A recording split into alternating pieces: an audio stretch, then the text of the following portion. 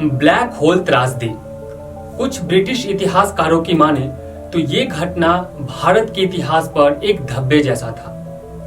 हम सबको तो पता ही है कि कैसे अंग्रेजों ने भारत पर लगभग 200 सालों तक राज किया और इस दौरान अंग्रेजों ने भारतवर्ष के लोगों पर बहुत अत्याचार भी किए। लेकिन एक दौर ऐसा भी था जब बंगाल के एक राजा ने उल्टा अंग्रेज सिपाहियों के साथ एक बेहद ही दर्दनाक हादसा को अंजाम दिया था और इसी घटना को कोलकाता का ब्लैक होल ट्रेजेडी के नाम से भी जाना जाता है। आखिर क्या थी ये ट्रेजेडी और क्या कहानी है इस ब्लैक होल ट्रेजेडी की? इसके पीछे का कारण क्या था और अंजाम देने वाले राजा कौन थे? उन्होंने आखिर ऐसा किया क्यों? क्या 1756 में वाकई अंग्रेजों को कोलकाता से बाहर खदेड़ दिया गया था? नमस्कार, मैं संजीत कुमार, सीज मीडिया में आपका स्वागत है। कहा जाता है कि इंग्लैंड स्कूल का हर बच्चा भारत से जुड़ी कुछ और बात जानता हो या नहीं, लेकिन ये 3 चीजें जरूर जानता है, जिसमें पहली थी ब्लैक होल ट्रेजेडी, दूसरी प्लासी का युद्ध और तीसरी भारत का प्रथम स्वतंत्रता संग्राम यानी 1857 की क्रांति। इस बात से अंदाजा लगाया जा सकता है कि यह ब्लैक होल ट्रेजेडी इंग्लैंड की नजरों से भारतीय इतिहास का कितना अहम हिस्सा थी और ये कहा जाता है कि भारत के इतिहास का रुख बदलने वाले प्लासी युद्ध को जन्म देने वाले अहम कारणों में ये ब्लैक होल ट्रेजेडी भी मुख्य रूप से शामिल थी। प्लासी का युद्ध एक ऐसा युद्ध था जिसने आधुनिक भारत का नक्शा पूरी तरह से बदल दिया था। इसके बाद ही अंग्रेजों ने भारत पर पूर्ण रूप से अपना अधिकार जमाना शुरू कर दिया था। ये तो आप सब जानते हैं कि 17वीं शताब्दी तक भारत की धरती पर यूरोपियन पावर्स का आगमन हो चुका था। उधर यूरोप में 1740 में वॉर ऑफ ऑस्ट्रेलियन सक्सेशन के बाद ब्रिटिश और फ्रांस के बीच की लड़ाई धरती के हर कोने तक पहुंच चुकी थी। इंडिया भी इससे बाहर नहीं था। यहाँ पर भी ब्रिटिश और फ्रेंच ईस्ट इंडिया कंपनी के बीच एक फील्ड कंपटीशन जारी था। इंडियन पॉलिटिक्स की बात करें तो 1707 में औरंगजेब की मृत्यु के बाद मुगल साम्राज्य का पतन होना शुरू हो चुका था। यूं कह सकते हैं कि शक्ति केवल क्षेत्रीय राजाओं के हाथों में ही रह गई थी। उसी तरह बंगाल तकनीकी रूप से मुगल साम्राज्य का हिस्सा होते हुए भी अब एक आजाद प्रांत के रूप में उभर रहा था। लेकिन उस समय बंगाल भारत का इकोनॉमी पावर हाउस था। इसकी वजह से सभी यूरोपियन पावर्स बंगाल पर अपना कब्जा जमाना चाहती थी। इस दौरान अंग्रेजों ने अपना साम्राज्य सुरक्षित करने के लिए बंगाल में जगह जगह मिलिट्री डिफेंस सिस्टम बिल्ड करने शुरू कर दिए। इन्हीं में से एक था फोर्ट विलियम, जो 1690 तक बनकर तैयार हो गया था। इसका नाम इंग्लैंड के किंग विलियम द थर्ड के नाम पर रखा गया था। फिर जैसे जैसे वह बंगाल में विस्तृत होते गए, उसकी नीयत में बदलाव आना शुरू हो गया, क्योंकि बंगाल उस समय इंडिया का रिचेस्ट और रिसोर्सफुल स्टेट था।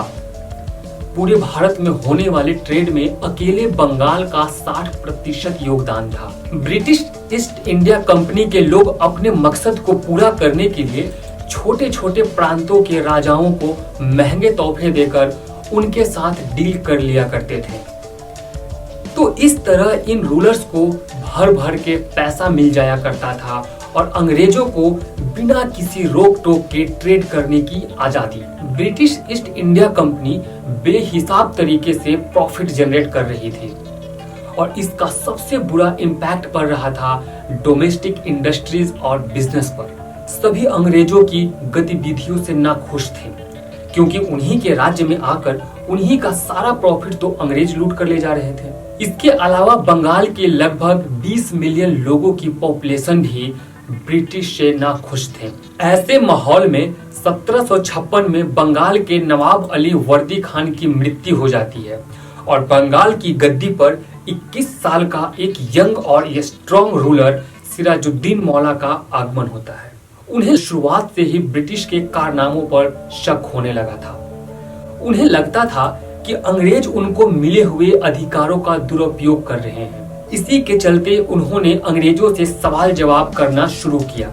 हालांकि अंग्रेजों का कहना था कि वो तो केवल अपनी कंपनी की सुरक्षा के लिए इन किलों का निर्माण कर रहे हैं, लेकिन नवाब यह जान चुके थे कि अंग्रेजों का मकसद केवल ट्रेड और उससे मिलने वाला प्रॉफिट ही नहीं है, बल्कि वो धीरे धीरे इन फोर्ट में अपना एडमिनिस्ट्रेटिव सिस्टम स्थापित कर रहे हैं। तो नवाब इनसे बहुत नाराज थे। इसके दो कारण थे।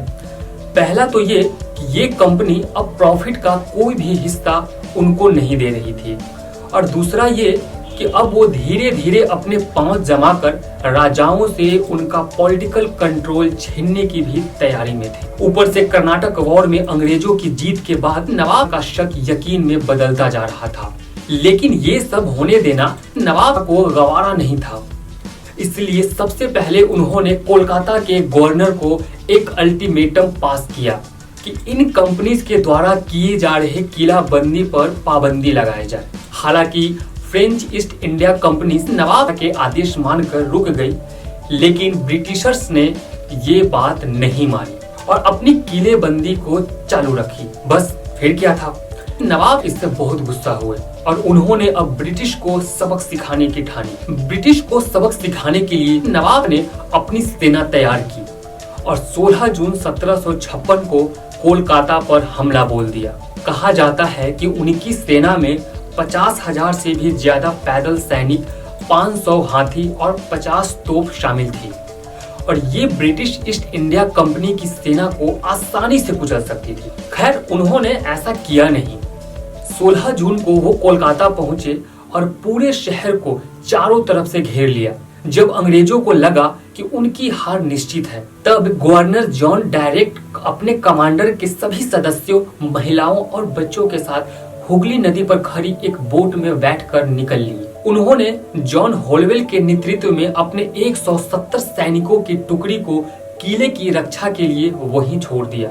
20 जून 1756 को नवाब की आर्मी ने फोर्ट विलियम की दीवार को तोड़ के अंदर हमला कर दिया। इसी को देखते हुए अंग्रेजों ने उनके आगे आत्मसमर्पण कर दिया। नवाब ने फोर्ट के बीचों बीच अपना दरबार लगाया। वहां उन्होंने दो घोषणाएं की।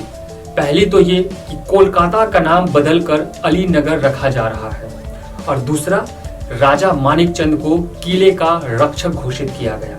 J.Z. हॉलवेल ने अपनी एक article interesting event related to the province of Bengal में लिखा कि उस दिन उनके हाथ बांधकर उनको नवाब के सामने पेश किया गया। नवाब ने उनके हाथ खोलने का आदेश दिया और उनके साथ किसी भी तरह की बदसलूकी न किए जाने का वादा किया। साथ ही साथ उन्होंने अंग्रेजों के खिलाफ अपनी नाराजगी भी जताई। उसके बाद नवाब वहां से उठकर आराम करने चले गए। जाने के बाद उनके सैनिकों ने अंग्रेज कैदियों के साथ लूटपाट करनी शुरू कर दी। हालांकि अब तक उन्होंने अंग्रेजों के साथ कोई ज्यादती नहीं की थी, लेकिन शाम होते होते उनका व्यवहार बदल गया। असल में एक अंग्रेज कैदी ने शराब के नशे में अपनी बंदूक से नवाब के एक सैनिक को मार दिया। जब इस बात की शिकायत नवाब के पास पहुंची तो वे बहुत गुस्सा हुए। उसके बाद नवाब की सलाहकारों ने उन्हें सलाह दिया कि इतने सारे अंग्रेज कैदियों को रात भर खुले में छोड़ना खतरनाक होगा, इसीलिए उनको कैदियों के रखे जाने वाली काल कोठरी में डाल दिया जाना चाहिए। यह कोठरी फोर्ट विलियम के बेसमेंट में मौजूद थी। इसी कोठरी का नाम ब्लैक होल पड़ा। बस फिर क्या था, नवाब ने ऐसा ही करने का आदेश दिया। वहां मौजूद 170 कैदियों को बिना किसी चीज का लिहाज किए एक 18 बाय 14 फीट के कोठरी में डाल दिया गया।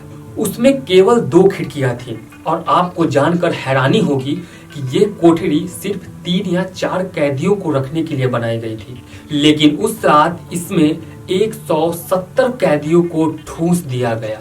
ऐसे में बिना खाना पानी और हवा के उस कोठरी में इतने सारे बंदियों को शाम 7 बजे से लेकर सुबह 6 बजे तक रखा गया। और आप अंदाजा लगा सकते हैं कि उस कोठरी के अंदर की हालत क्या रही होगी। कुछ इतिहासकार बताते हैं कि जिन सैनिकों को इन कैदियों की निगरानी के लिए छोड़ा गया था, उनमें से किसी की भी हिम्मत नहीं हुई कि वे सो रहे नवाब को जाकर उठाएं और उनका हाल सुना पाए। जब अगली सुबह से नवाब को इस बारे में पता चला, तब उन्होंने उस कोठरी को खोलने का आदेश दिया। बताया जाता है कि जब उस काल कोठरी का दरवाजा खोला गया तब 170 कैदियों में से सिर्फ 23 कैदी ही बहुत बुरी हालत में जिंदा वापस आए। बाकी सभी कैदी दम घुटने की वजह से अपनी जान गंवा बैठे। जिस जेल जेड हॉलवेल का कुछ देर पहले हमने जिक्र किया, वो भी इस ब्लैक होल से बचकर वापस आने वाले 23 कैदियों में से एक थी। उसके बाद सभी मरे हुए कैदियों को एक साथ दफन कर दिया गया और इस घटना को इतिहास में ब्लैक होल ट्रेजेडी के नाम से जाना गया। एक बात गौर करने वाली ये है कि इस पूरी घटना को हॉलवेल द्वारा दिया गया विवरण कई इतिहासकार नकार चुके हैं। उनका मानना है कि असल में इन कैदियों की संख्या बहुत कम थी और मरने वाले कैदियों की संख्या तो उससे भी ज्यादा कम। कुछ इतिहासकार कहते हैं हॉलवेल के विवरण में जिन लोगों को मरा हुआ दिखाया गया वो असल में उस दिन मरे ही नहीं थे,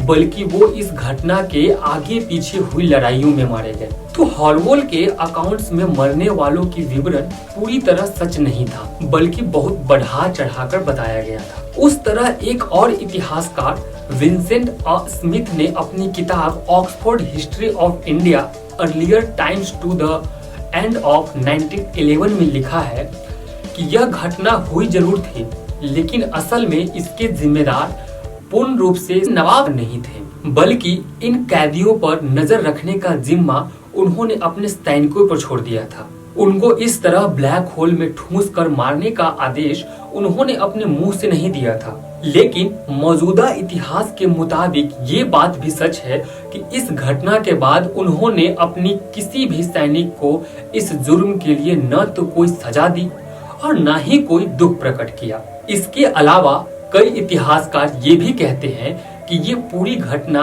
एक मिथ के अलावा और कुछ नहीं था। वो कहते हैं कि ये अफवाह अंग्रेजों के द्वारा ही उड़ाई गई थी, जिससे कि उनको बंगाल पर हमला करने का बहाना मिल जाए। क्योंकि जैसे ही इस घटना की खबर ईस्ट इंडिया कंपनी के हेडक्वार्टर्स इंग्लैंड तक पहुंची, वैसे ही वो लोग आग बबूला हो गए। कहा जाता है कि इसके बाद हर अंग्रेज के सीने में बदले की भावना भड़क रही थी।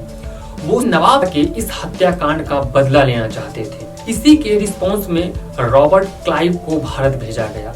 रॉबर्ट क्लाइव ने जनवरी 1757 में वापस कोलकाता को अपने कब्जे में ले लिया। इतना ही नहीं, उससे आगे बढ़कर नवाब के खिलाफ जंग छेड़ दी। इसी लड़ाई को बैटल ऑफ प्लासी के नाम से जाना जाता है। और ये तो हम सब जानते हैं कि कैसे इस लड़ाई में अंग्रेजों ने कूटनीति षड्यंत्र रचा और नवाब की आर्मी की कमांडर को लालच देकर अपने गुट में शामिल कर लिया। और यह बगावत देखने के बाद नवाब जंग का मैदान छोड़कर मुर्शिदाबाद भाग गए, जहां उनको मार दिया गया। सच भले ही जो भी हो, लेकिन एक बात तो तय है कि इसी ब्लैक होल घटना का सहारा लेकर अंग्रेजों ने भारत में अपने साम्राज्य के विस्तारवाद को जायज ठहराया और यही घटना बैटल ऑफ प्लासी का अहम कारण बना, जिसने भारत में ब्रिटिश साम्राज्य की नींव रखी और इसी के बाद अंग्रेजों ने अगले 200 सालों तक भारत पर राज किया। ऐसे ही जानकारी पूर्ण वीडियो देखने के लिए चैनल से जुड़े रहें। धन्यवाद।